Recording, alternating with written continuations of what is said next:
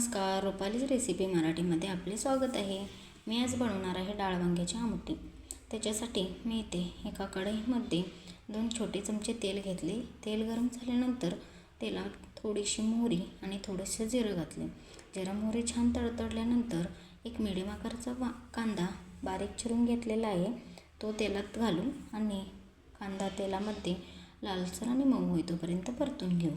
आता कांदा परतून घेतल्यानंतर याच्यात तेलामध्ये थोडीशी हळद घालून हळद देखील तेलामध्ये परतून घेऊ। हळद परतल्यानंतर 2 मिडियम आकाराची वांगी मी चिरून घेतलेली आहेत ती घालणार आहे। ती देखील 1 मिनिटभर तेलामध्ये परतून घेणार आहे।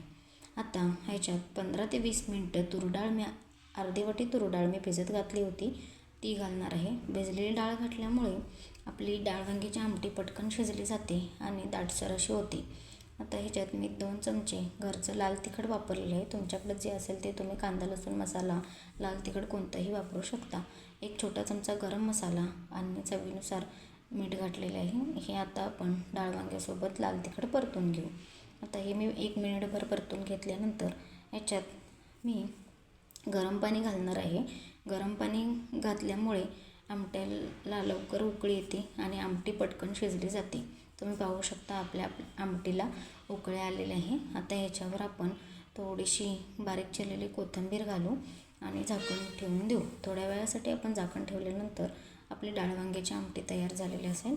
आता थोडा वेळ झालेला आहे। थोड्या वेळानंतर तुम्ही पाहू शकता आपली डाळ वांग्याची आमटी तयार झालेली आहे। दाटसर अशी डाळ वांग्याची आमटी तयार झालेली आहे।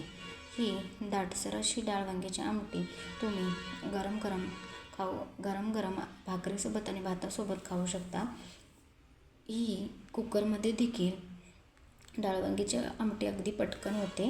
डाळ वांग्याची आमटीची साध्या सोप्या पद्धतीची रेसिपी तुम्हाला आवडली असेल तर नक्की ट्राय करा। व्हिडिओ आवडला असेल तर व्हिडिओला लाईक करा, शेअर करा, सबस्क्राईब करा। व्हिडिओ पूर्ण बघितल्याबद्दल धन्यवाद।